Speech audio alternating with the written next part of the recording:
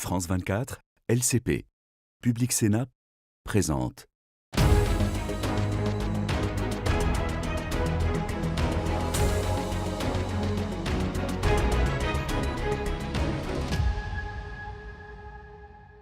Merci de nous rejoindre à Bruxelles, au Parlement européen, où comme partout en Europe, ces dernières semaines, les températures ont atteint des niveaux historiques et font bien sentir aux Européens la réalité du réchauffement climatique. D'autant que selon les experts, l'Europe se réchauffe 2 fois plus vite que les autres continents. Les phénomènes climatiques extrêmes se multiplient, canicules, inondations, incendies, tempêtes et font de plus en plus de victimes. En 2024, la chaleur a provoqué la mort de 62 000 personnes au sein de l'Union européenne. Et d'ailleurs, le réchauffement climatique a aussi des conséquences économiques et financières pour l'UE, avec des dommages chiffrés à 45 milliards d'euros par an, sans oublier les investissements nécessaires pour s'adapter au réchauffement et être plus résilients, qui sont évalués à 70 milliards d'euros par an. L'Union européenne s'est fixée pour but d'atteindre la neutralité carbone en 2050, mais se donne-t-elle vraiment les moyens de poursuivre et d'atteindre ses objectifs? Alors pour répondre à cette question, 2 eurodéputés cette semaine. Christophe Clergeau, bonjour. Bonjour. Vous êtes eurodéputé français socialiste et face à vous, Yvan Verhofstadt, bonjour. Bonjour. Vous êtes eurodéputé belge et membre du groupe Renew au centre de l'hémicycle européen. Monsieur Clergeau, on vit l'été le plus chaud de tous les temps en Europe, mais est-ce que l'Union européenne y était préparée? D'abord, est-ce que l'Union européenne a fait ce qu'il fallait pour l'empêcher? Et ça reste urgent parce que dans ma ville de Nantes, c'est 42 degrés. Si on a 0,1 ou 0,2 degrés de réchauffement climatique global, l'été prochain, ce sera 1, 2, 3 degrés de plus dans les phénomènes climatiques extrêmes. Donc avant de parler d'adaptation, il faut continuer à se mobiliser pour limiter le changement climatique. Pensez aussi aux océans qui sont également en pleine canicule, en Méditerranée, dans le golfe de Gascogne. Les océans ont absorbé depuis un siècle 90% de la chaleur supplémentaire que nous avons produite. Si les océans craquent, nous serons grillés. Donc des efforts massifs à faire pour freiner le réchauffement climatique. Et aussi, on va y revenir pour s'adapter, bien sûr. Oui, sur cette question de l'adaptation, Yvan Verhofstadt, l'Union européenne a des commissaires aux crises, à la préparation, mais il y a quand même des dizaines de milliers de victimes de ces vagues de chaleur. Finalement, est-ce qu'on est vraiment préparé? En tout cas, on avait été prévenus. Et certains, depuis des années, continuent à ne pas vouloir voir simplement la réalité qui frappe et qui devient de plus en plus difficile à nier. Et c'est vrai que c'est parfois effrayant et inquiétant de voir que certains ne se rendent pas compte. Ça fait des années qu'on travaille dessus, qu'on sait qu'il y a un problème, que ce problème arrive. Alors évidemment, lutter contre le réchauffement, anticiper, travailler sur le problème de fond, mais aussi devoir investir dans l'adaptation. C'est une nécessité humaine, vous l'avez dit, chaque degré de plus, ce sont des personnes qui meurent, qui décèdent. Chaque degré de plus, ce sont aussi des coûts économiques astronomiques. Ce n'est que le début et c'est pour ça que depuis des années, avec des groupes plus progressistes du Parlement européen, on défend, non seulement on n'oppose pas économie et écologie. La réalité, on le voit aujourd'hui, c'est que le réchauffement climatique, ce n'est pas une taxe, c'est déjà une facture aujourd'hui. Alors ceux qui crient chaque fois qu'on anticipe, qu'on veut investir, eh bien ils se trompent parce que la réalité les rattrape toujours. Alors justement, pour aller dans ce sens-là, pour certaines ONG environnementales, l'Union européenne n'a pas mis assez de moyens pour nous adapter à ces vagues de chaleur. On écoute Oxfam. La réponse de l'Union européenne, mais aussi de ses États membres, n'est pas du tout à la hauteur. Et ce sont les personnes les plus vulnérables qui en payent le prix fort parce que la population n'est pas du tout protégée des impacts du changement climatique. Depuis des années, depuis des décennies, nous on sait que le changement climatique aura des conséquences gravissimes sur la population. Par contre, on a laissé passer le temps, on a évité d'investir et pire, on a continué à faire comme si de rien n'était. Donc en fait, ce qu'il faut absolument faire maintenant, c'est de rattraper ce retard, d'investir massivement dans la protection de la population et aussi de veiller à ce que tous les investissements tiennent compte des risques climatiques actuels et futurs. Christophe Clergeau, on connaît la facture d'investissement pour s'adapter à ce réchauffement climatique qui est une réalité. Est-ce que c'est vraiment une priorité dans le budget européen aujourd'hui? Non. Il y a un recul dans le budget européen. On nous dit que la priorité doit être donnée à la compétitivité, certes, mais on abandonne partiellement la priorité à l'écologie et à la lutte contre le changement climatique. Donc on a un problème de taille du budget européen, mais ce n'est pas que l'Europe. C'est un déficit d'investissement, ça a été dit par Oxfam, des États membres. Les collectivités locales sont peut-être celles qui font le plus d'efforts et de l'Europe. On est face à un mur d'investissement. Pour s'adapter, pour lutter contre le changement climatique, on n'en prend pas les moyens. Et beaucoup de choses peuvent se faire très vite à pas cher. Avant de faire la rénovation globale d'un logement, on peut mettre des brises soleil, s'assurer d'avoir des volets ou des rideaux qui protègent, vérifier que la ventilation fonctionne. Et ça, ce ne sont pas des choses qui coûtent des milliards d'euros. Mais il faut une volonté politique. Et là encore, ça a été dit par Oxfam, un peu de le faire by design, comme on dit ici à Bruxelles. C'est-à-dire, dès le début, on pense aux conditions de vie. Et je termine juste avec un exemple. En France, on a le diagnostic performance énergétique. On s'occupe que de la consommation d'énergie. On devrait faire un diagnostic de qualité de vie dans le logement et tenir compte de la même manière consommation d'énergie l'hiver et confort de vie l'été. Et ces meilleurs indicateurs pour améliorer la vie des gens amèneraient des investissements différents, une hiérarchie différente des priorités politiques. Monsieur Verhofstadt, est-ce que l'Union européenne met assez de moyens sur la table, entre autres face à des États très endettés?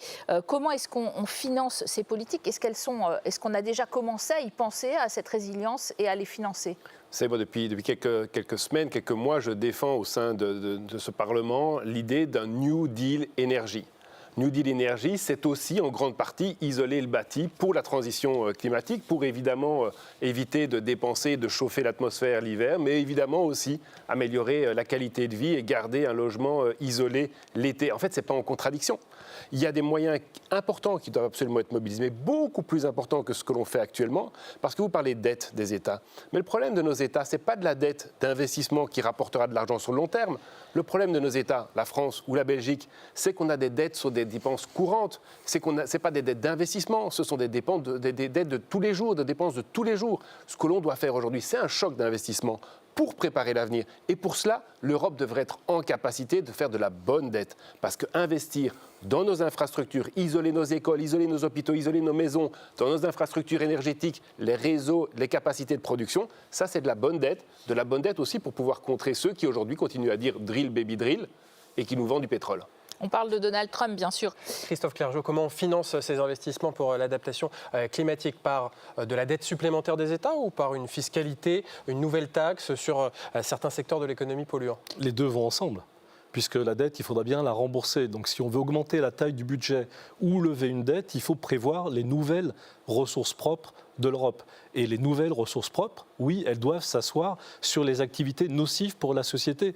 Les jeux de hasard, comme le marché du carbone, comme les profits excessifs des multinationales du pétrole, comme Total, je n'hésite pas à les nommer, mais il y en a évidemment d'autres en Europe. Les data centers, par exemple, qui sont ultra polluants aussi, taxer la tech, les big tech, c'est une des pistes. Moi, je suis pour taxer les big tech, il n'y a pas de problème, mais je me méfie toujours de l'idée qu'une taxe serait affectée à un sujet précis. Il faut d'abord se dire quel effort on veut faire, quelle dette on veut lever pour financer les investissements, et en bon gestionnaire, comment on équilibre le budget avec des recettes. C'est trop facile de dire on taxe X pour faire ça, puis le lendemain on dit qu'on taxe les mêmes pour régler un autre problème. La principale taxe, c'est le prix du carbone. Le prix du carbone, ce qui guide les investissements, l'extrême droite et la droite PPE, LR nous demandent de lâcher là-dessus. Il faut rester à taxer le carbone pour avoir une évolution positive, vertueuse des activités humaines. Qu'est-ce que vous en pensez, Yvan Verhofstadt? Il faut une nouvelle taxe pour financer ces investissements?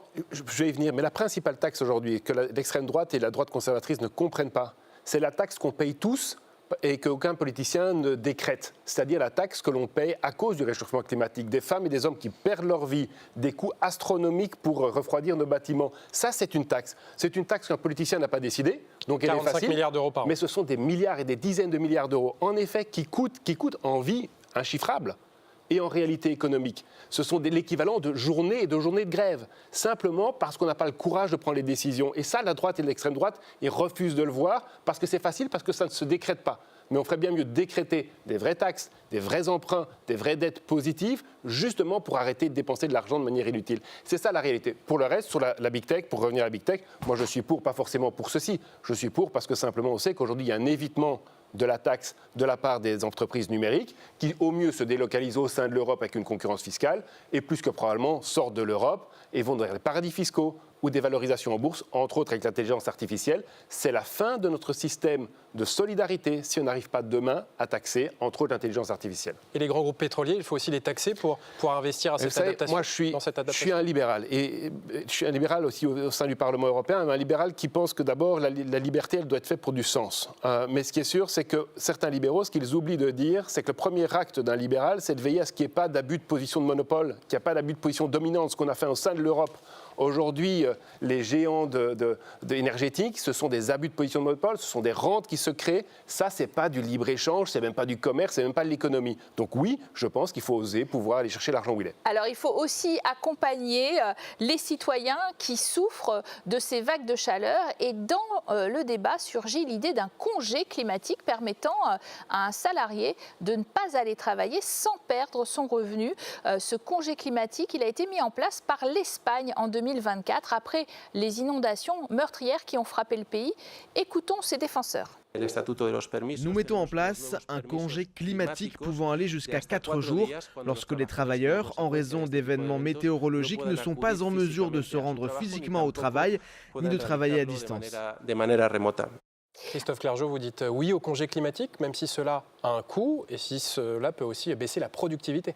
Mais la responsabilité de la société, c'est de protéger ceux qui sont victimes des phénomènes climatiques, les plus vulnérables qui peuvent mourir. Si un salarié ne peut pas aller à son travail, pourquoi c'est lui qui devrait en payer le prix? Mais protéger aussi sa maison.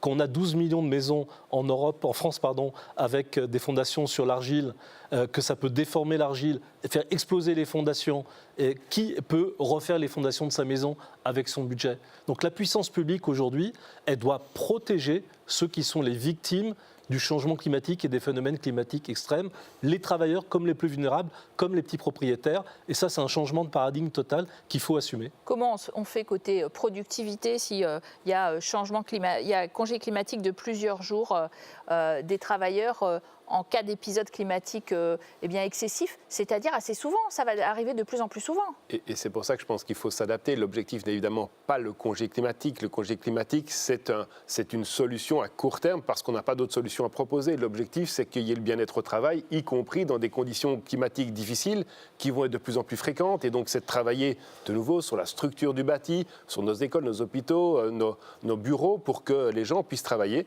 Alors évidemment, il y a des professions qui seraient évidemment difficiles, ceux qui travaillent à l'extérieur ou d'autres, pour lesquels évidemment il faut pouvoir s'adapter parce que c'est simplement un devoir de réalité. Donc congé climatique, vous dites oui ?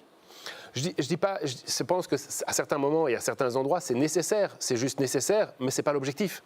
L'objectif doit être que chacun puisse travailler correctement dans des conditions qui sont acceptables. Faire travailler les gens dans des conditions inacceptables, c'est juste de nouveau... Donc c'est la climatisation, parce qu'elle est assez mal vue dans le débat, en particulier du côté des écologistes, que vous connaissez bien, Christophe Clergeau. Elle réchauffe l'intérieur, elle refroidit l'intérieur, mais réchauffe l'extérieur. Le Rassemblement national en France prône un grand plan de climatisation non chiffré. Est-ce que l'Union européenne doit financer un tel plan, notamment pour les services publics, les lieux publics? Et même, on parle d'ailleurs de l'hôpital de Nantes, qui ne serait pas le futur hôpital, qui ne serait pas, vous êtes de cette région, qui ne serait pas suffisamment climatisé.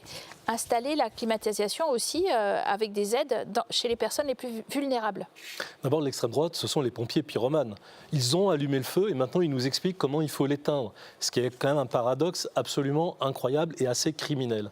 Ensuite, la clim... Pourquoi ils ont allumé le feu? C'est eux qui se sont battus contre les politiques de lutte contre le changement climatique. C'est eux qui ont alimenté le climato-scepticisme, le déni climatique. C'est ceux qui nous agressent tous les jours au Parlement européen pour détruire les législations environnementales et la mobilisation pour le climat.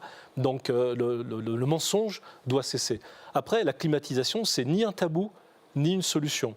La généraliser, ce serait une catastrophe climatique. Ne pas protéger les plus vulnérables, ce serait un déni de réalité. Donc oui, il faut d'abord climatiser des lieux d'accueil. Et derrière ça, il y a quoi? Il y a l'idée que face à une crise, parce que c'est quand même pas tous les jours qu'il fait 40 degrés, on fait attention aux gens.